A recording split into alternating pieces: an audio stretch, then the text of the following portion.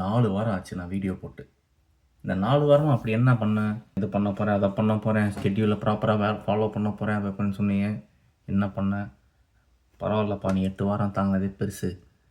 இப்படிலாம் நீங்க யோசிக்கிறது எனக்கு கேட்குது. ஏன்னா எனக்கும் கேட்டுச்சு.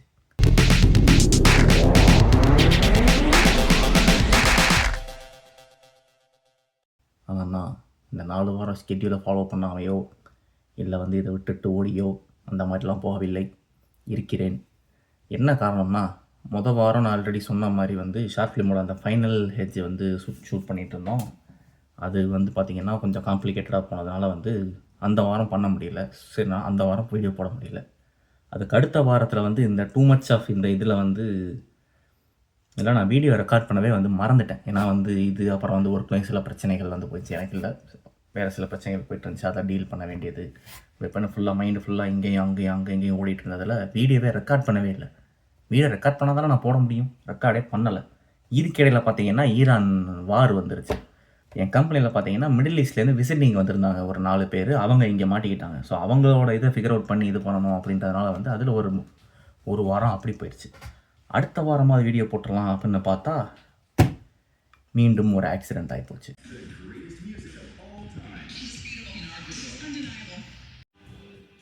ஒன்றும் இல்லை, நல்லா இருக்கேன்.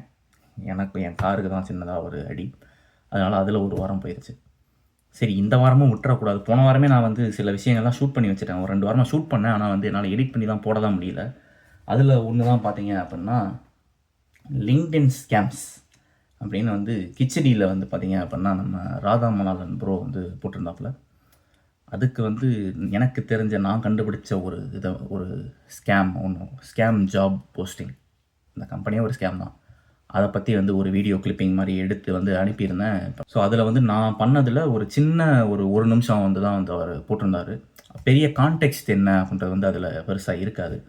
ஸோ அதான் இப்போ அந்த ஃபுல் கான்டெக்ஸ்ட் என்ன, போடலாமா வேணாமா அப்படின்றத மக்கள்கிட்ட இன்ஸ்டாகிராமில் கேட்டிருந்தேன். அவங்க சில பேர் போட சொல்லியிருந்தாங்க. சில பேரில் ஒரு 5 பேர் தான் ஓட்டு போட்டதே. அந்த 5 பேருமே போடுன்னு தான் போட்டிருந்தாங்க. அதனால் சரி, கலவை அதை போட்டு விட்ருவோம் அப்படின்னு முடிவு பண்ணேன். ஆனால் அது இதில் வராது, அதை தனியாக தான் போட போகிறேன் அடுத்த வாரத்துக்கு. ஸோ இதில் என்ன பண்ண போகிறோம் அப்படின்னா, திரும்ப அதே தான். இந்த வீக்லி அப்டேட் எல்லாத்தையும் சொல்லிட்டேன்.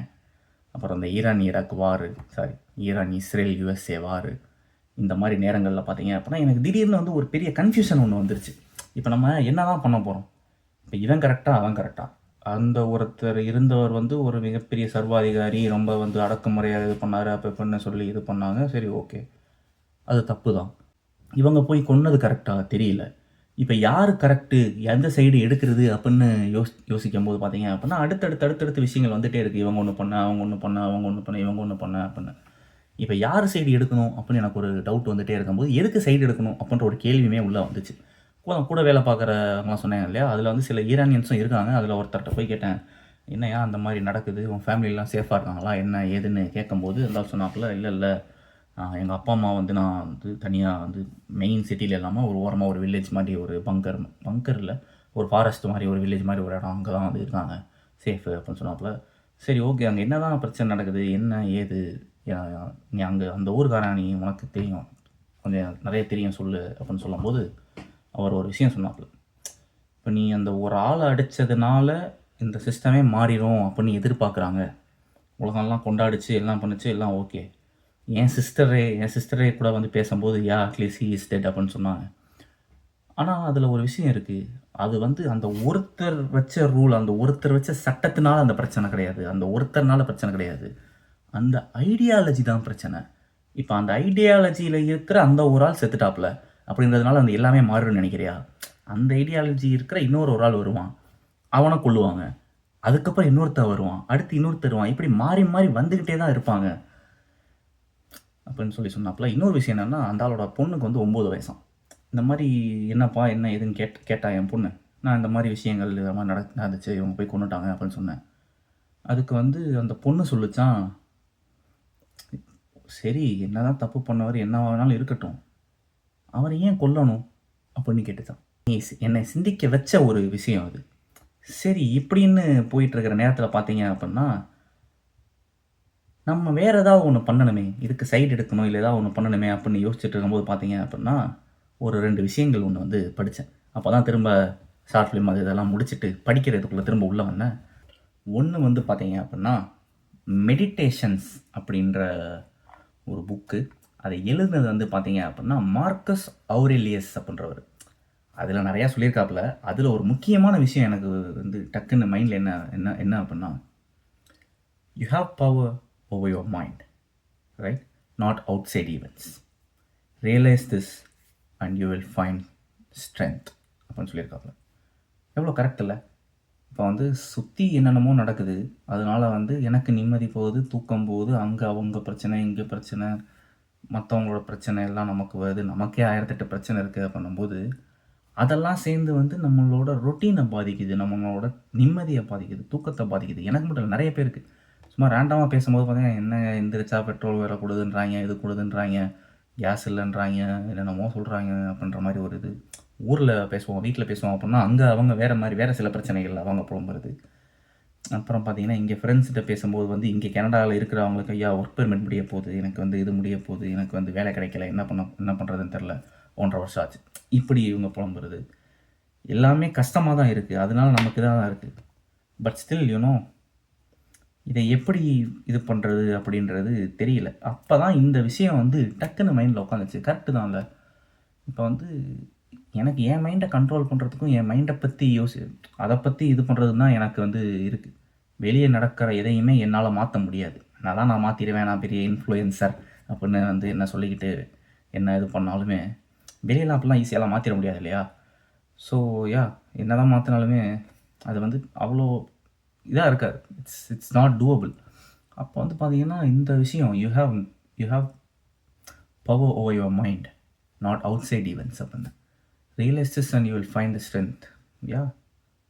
இதை தெரிஞ்சுக்கிட்டு சரி நம்ம எதையும் யோசிக்க வேணாம், நம்மளோட இதுக்கு நம்ம தலைக்கு வர்ற வரைக்கும் நம்ம எதுவும் பண்ண வேணாம். இப்படின்ற நேரத்தில் அப்படியே இதிலேருந்து விட்டுட்டு இதை அப்படியே யோசிச்சுக்கிட்டு இதுலேருந்து விட்டுட்டு இன்னொரு புக்கு படிக்க ஆரம்பித்தேன். அதில் வந்து பார்த்திங்கன்னா த ரிப்பப்ளிக். இது எழுதினவர் வந்து பிளேட்டோ. எஸ், நம்ம அந்த சாக்ரட்டிஸ், அரிஸ்டாட்டில் இவங்கெல்லாம் வந்து படிச்சிருப்போம் இல்லையா? இப்போ வந்து இந்த பிளேட்டோன்றவரை பற்றியுமே வந்து ஹிஸ்ட்ரியில் படிச்சிருப்போம். எனக்கு தெரிஞ்ச 6ஆவதோ 7ஆவதோ படிக்கும்போது படித்தேன்னு நினைக்கிறேன். பகவதிராஜன் ஒரு சார் அவர் தான் நடத்தினாப்புல, எனக்கு ஞாபகம் இருக்குது. ஆனால் அப்போ இதெல்லாம் ஞாபகம் இருந்துச்சு, ஆனால் இல்லை. ஆனால் இப்போ அதை படிக்கும்போது தான் அது வந்து ஒன்று இருந்துச்சு. ஒன்று என்ன அப்படின்னா அதில் நிறையா இருந்துச்சு. அதுலேயுமே வந்து 1-2 விஷயத்தை மட்டும் நான் கோட் பண்ணுறேன். ஒன்று வந்து பார்த்தீங்க அப்படின்னா opinion is the medium between knowledge and ignorance அப்படின்னாப்புல. இப்போ இதில் யார் கரெக்டு அப்படின்னு நான் ஒரு ஒப்பீனியன் கொண்டு வர முடியும். அந்த ஒப்பீனியனுக்கு நான் வரணும் அப்படின்னா எனக்கு ஒரு நாலேஜ் இருக்கணும். அந்த ஒரு நாலேஜ் எனக்கு கிடைக்கிறது ஒரு சைடு நாலேஜாக மட்டும் இருந்துச்சுன்னா நான் இன்னொரு சைடை கம்ப்ளீட்டாக இக்னோர் பண்ணிடுவேன். ஸோ என் ஒப்பீனியன் வந்து இந்த ஒரு சைடோட இதுக்கு போயிடும். இப்போ 2 சைடு இதையும் முழுசாக தெரிஞ்சுக்கணும் அப்படின்றது இருக்குது. அது 2ஐயும் முழுசாக டக்குன்னு தெரிஞ்சுக்க முடியுமா? நோ. ஸோ அந்த விஷயம் இருக்குல்ல, opinion is the medium between knowledge and ignorance அப்படின்னு. இதில் என்ன அப்படின்னா இதில் முக்கியமான இன்னொரு என்ன விஷயம் அப்படின்னா, ஃபஸ்ட்டு பார்த்தீங்க அப்படின்னா இவங்க சண்டை போட்டுக்கிட்டாங்க, ஓகே.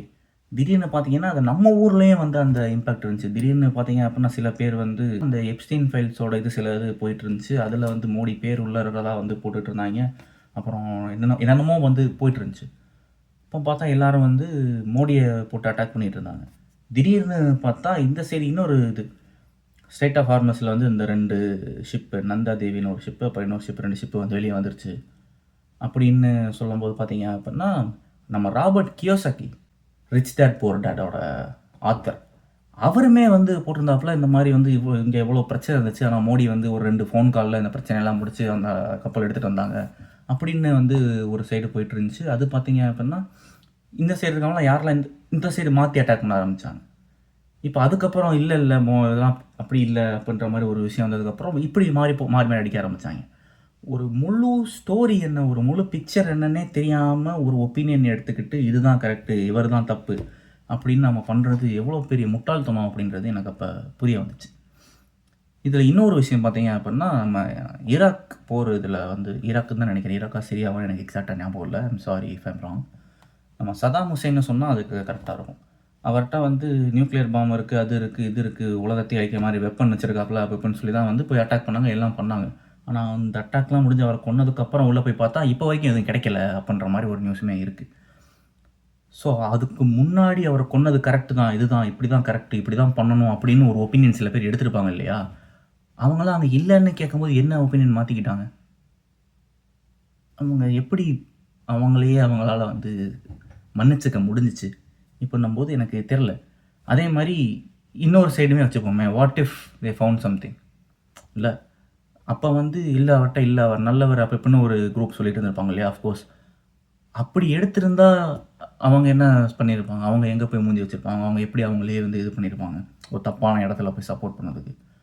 ஸோ அன்டில் நமக்கு முழுசா ஒரு விஷயம் தெரியிற வரைக்கும், நம்ம வந்து ஒரு ஒப்பீனியன் அப்படின்றத எடுக்கக்கூடாது அப்படின்றத வந்து இதுலருந்து நான் தெரிஞ்சுக்கிட்டேன். இந்த 2யும் மிக்ஸ் பண்ணி வச்சுட்டு பார்த்தா, எனக்கு இத எங்கேயோ பார்த்த மாரி இருக்கே, எங்கேயோ பார்த்த மாரி இருக்கே அப்படின்னு பார்க்கும்போது தான் பகவத்கீதையிலேருந்து என்னன்னா, கடமையைச் செய் பலனை எதிர்பார்க்காதே அப்படின்ற மாரி ஒண்ணு. கரெக்ட்டு தான் இல்ல. நம்மளோட கடமை என்ன? நம்ம நம்ம வேலைய பார்க்கறது தான். அத மட்டும் நம்ம பார்த்துட்டு போனோம் அப்புட்ன்னா, அது எவ்வளோ நல்லா இருக்கும்ல. எல்லாரும் அவங்கவங்க வேலைய மட்டும் கரெக்ட்டா பார்த்தாங்க அப்புட்ன்னா, எவ்வளோ உலகமே எவ்வளோ அமைதியா, நிம்மதியா இருக்கும்ல.